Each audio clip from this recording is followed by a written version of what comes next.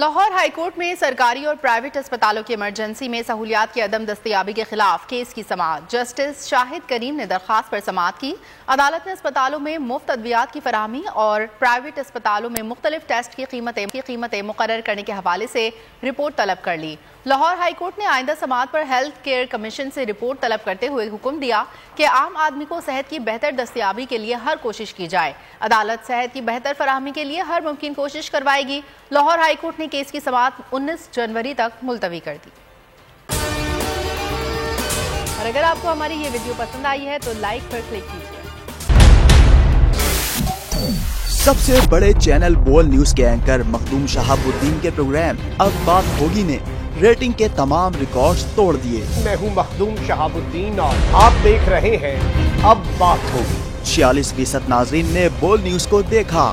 Social media पर भी सबने ज्यादा देखा। सब्सक्राइब करें और बेल दबाएं ताकि कोई खबर रह न जाए।